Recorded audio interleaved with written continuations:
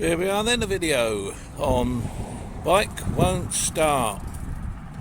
So let's imagine that your bike has been sitting in the garage for all this time and you get a glorious day like today, and let's face it, today is definitely a motorcycling day, and you go up to it and the bloody thing won't start. How annoying. But there's a few things that it could be. It's quite simple to quickly check. If your bike's been laid up for a while, there's quite a few things it probably is. Either stale fuel, batteries not charged up, or something of that nature. The big problem with electrics is electrics can suddenly become a problem where they haven't been used. So what you have to do is make sure that everything works as it should. So what we're going to do, we're going to just go through it as a little bit of an understanding and have a look. Now, this particular bike, obviously the bike I've been restoring, we're going to be using that as the main machine that we're going to be looking at. But I'm also going to be working on the 1100.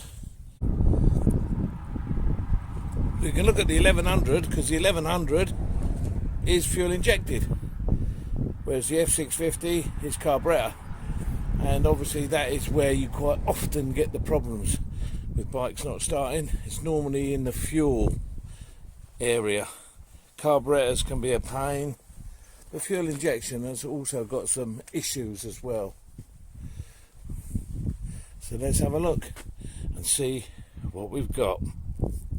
Right, so here we go then.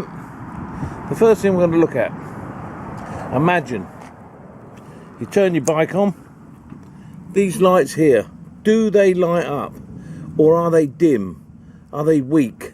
When you hit the start button, do they go out and does the starter turn over slowly?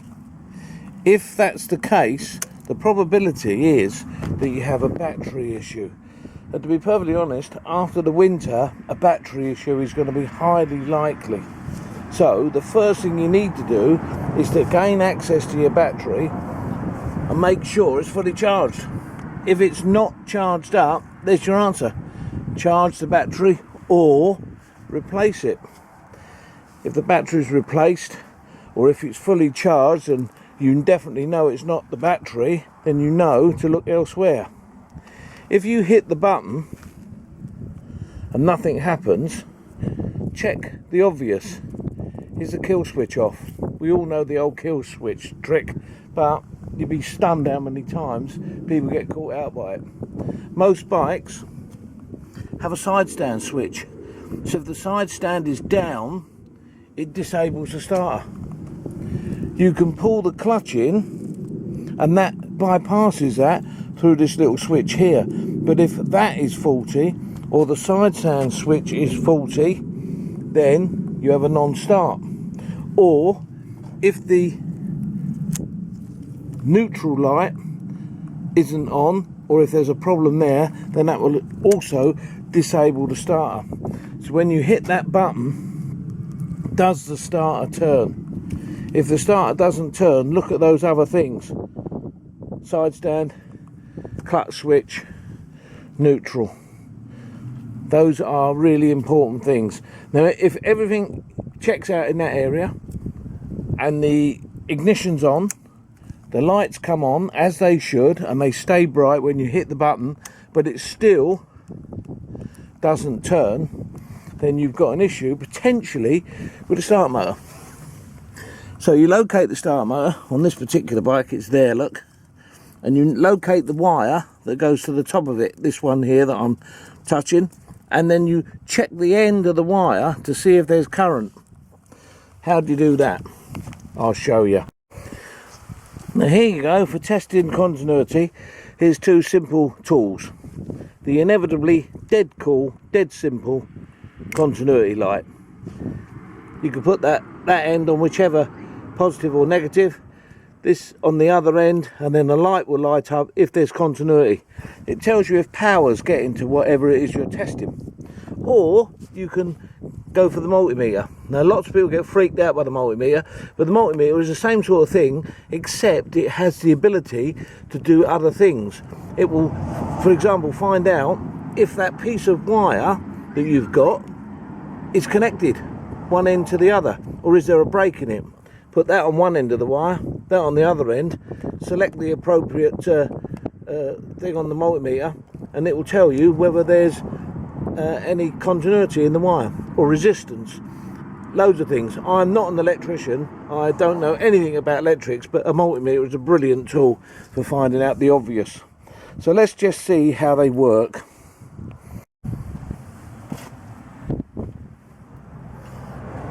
So with the conventional test light, I've put that end on the negative end of the battery. This one goes on to the positive, and if you look there, look, that tells you that we've got power. That tells you that the battery is alive, but it doesn't tell you what the voltage is. The battery might be okay, got power, but it might be flat. Here with a multimeter, you test the multimeter by putting the black wire on the negative, the red wire on the positive, and then you get a reading on the multimeter itself of the voltage that's available at the battery.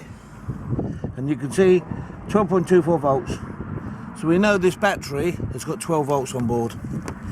That doesn't necessarily mean, even then, that it's going to work, but it shows you that the battery is in good condition and it's not knackered. An engine only needs three things to run. Three things. It needs a spark, it needs fuel, and it needs compression.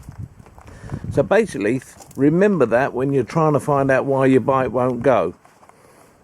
Fuel, spark, compression. Now, if your bike was running before and it just won't start now because you haven't ridden it for a while or whatever it might be, then the chances are that the fuel, the spark and the compression were all good the last time you used it. If you just bought a bike and it hasn't run for the last 10 or 15 years, you may have to get heavily involved in finding out what else could be a problem, because something could affect one of those systems significantly. So looking at the basic how to get your bike started, let's look at those systems. Let's take this F650 as a classic example, because it's only a single cylinder, which makes it very easy. The spark is very easy to check. There's your spark plug or your cap. On this particular engine, even though it's a single, it's got two plugs. Quite a few engines have two plugs, doesn't make any difference. Even if one plug packs up, it'll still run. It might not run as efficient as what it did before, but it will still run. So how do you check a spark? Well, it's quite easy. I'll show you. So you remove the spark plug cap, and you can remove the plug. I would recommend that you do remove the plug. Get another plug. Doesn't necessarily have to be a new one, but obviously one that you know works. Let's just say this is a brand new plug. This is just one I picked up out the box. Plug it into the cap, and then earth it fully against the head. Now, don't hold it because you might get electrocuted. Hold it onto the head with a hammer handle or something of that nature, something where you won't get an electrical current. And then whilst you're holding it against the head, look at the end there and crank the engine over. Turn the engine over. A spark should come across that gap. If it doesn't, and let's say this is a brand new plug, it means you've got a problem with the ignition system. Well, that problem could be a number of things, but at least it gives you an opportunity of knowing where you need to look. You can then discount other things and go on until you get a spark.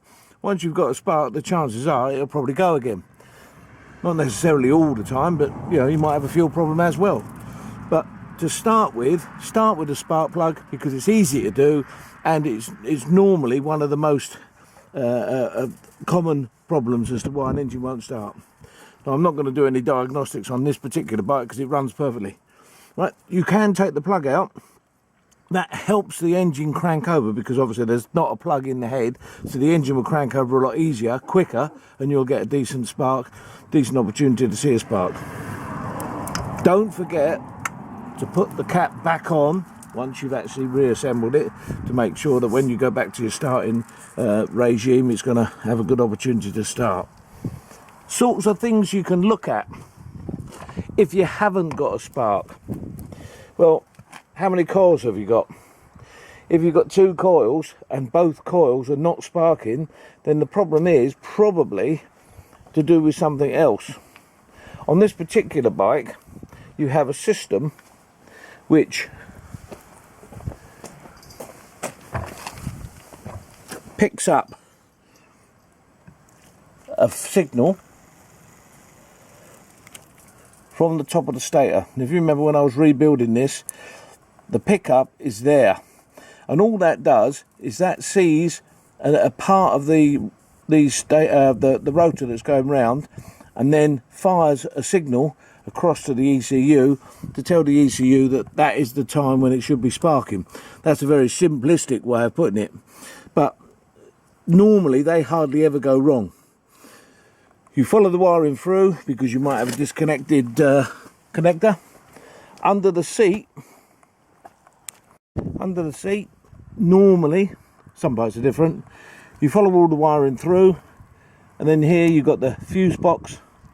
This here is the voltage regulator, which generates the correct voltage for the battery during charging.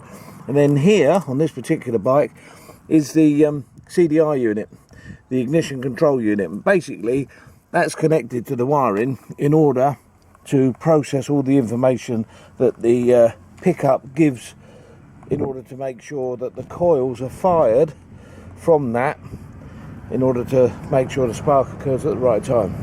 The coils on this particular bike are located under the tank. There's one either side, and because there's 2, it's unlikely that one of them would stop the bike from going. You'd have to have a problem with the feed to the coils. But what you can do is you can actually see with your tester to see if there's any power being sent to the coils. Next is the fuel system. On this particular bike, there's a fuel tap, so make sure the tap is on. If it's on, is there enough fuel in the tank? Has the fuel been in there for months? Because it may have gone off, because modern fuels go off. So it may be a good idea to drain what's in there, fit a fresh tank of fuel, and then try it again. If that makes a difference, you'll see what I mean. It's incredible how fuel can go off. Check to make sure that the tap is working okay. There's no fuel actually pouring out of the tap when it's on. Take this pipe off and see whether fuel is actually coming out of the tap when it's on.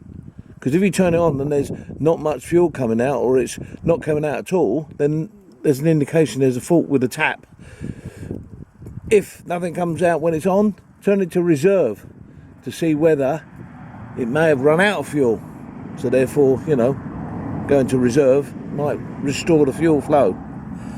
This pipe on this particular bike is your fuel delivery to the carburetors. So if fuel is coming out of here, the next thing you want to know is it getting to the carbs? Well, one of the things you can do is you can undo that screw there. And if you remember from my last video, that is the screw that's at the bottom of the float chamber. If you undo that screw, then fuel, if there's any fuel in that float chamber, will pour out the bottom. So that's a good way of testing whether or not fuel is getting into the carbs. If no fuel comes out, or hardly any comes out, you've got a problem with the carburetors. But let's say fuel pours out of there, it's fresh fuel, taps up working fine, fuel's getting into the carburetors. Pretty much, if it still doesn't fire, one of the things you can do in order to find out whether it is a fuel system that's at fault is squirt Easy Start into the airbox. So on this particular bike, you would take the air filter off there, you would take that off, you would get a tin of Easy Start and you'd spray Easy Start directly into the air filter box, crank the engine. If the engine starts, albeit for a short period of time, it's an indication everything's working, you've got a fuel problem. And then you'll need potentially to strip the carbs down to find out what the problem is. A pain, but you know, it's a common reason. What happens if your bike hasn't got carbs? What happens if your bike is fuel injected? Well, if it's fuel injected, there must be a fuel pump. And that fuel pump must supply fuel to the injectors, otherwise they won't run. One of the ways you can know if the fuel pump's working is turn the ignition on and listen. Can you hear that? Listen. That's your fuel pump supplying fuel to the system. If you don't get that, you may have a fuel pump problem. And what you would do then is you would identify the fuel supply to the injectors, disconnect one of the pipes, turn the ignition on again, but don't crank it, and fuel should pour out of that pipe. If it doesn't, then the problem is fuel pump related. These are only simplistic things for you to check in order for you to get a rough idea of where your problem lies. Because if it's because the bike's been stored for the last few months, we haven't been out, it's normally something simple like the fuel's gone off, or you've got a bad connection at the starter, or the battery's gone flat. I mean, this bike here, I haven't used this bike since November, and the battery is not up to standard, not to fire the bike up. It's got 12 volts in it, but it won't fire the bike up. So if I charge that battery, give it a full overnight charge, that bike, once again, will be a runner. So hopefully that's given you a little bit of an insight into what to look for to get your bike started. There is nothing more annoying than getting your bike out after a few months of it being in the garage, only to find out the bloody thing won't start.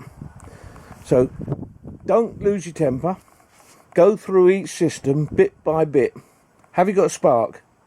Have you got fuel? Is it fresh fuel?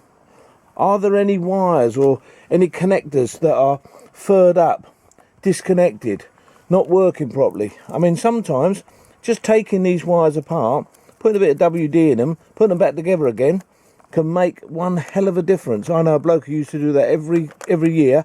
At the beginning of the year, he used to WD-40 all his connectors on his bike, and he never ever had any problems. It's always something stupid. It's always something simple. Hopefully, simple few things like that will help you out. What I'm going to try and do is do some more videos with in-depth problems, because obviously there's no point trying to find a problem on a bike that works perfectly as this one does, because, you know, there isn't a problem. But if I get a problem, I'll film repairing it, and then that'll help you in getting the bike started. Don't lose your temper. Do it bit by bit. Have a break, because sometimes you get really annoyed and you go indoors, you have a cup of coffee, and whilst you're having your coffee you suddenly think, oh bloody hell, of course I haven't done this or I haven't done that, and the problem is so easy, you're then over the moon when it's finally fixed. Hope that's helped you a little bit. Look forward to the next one.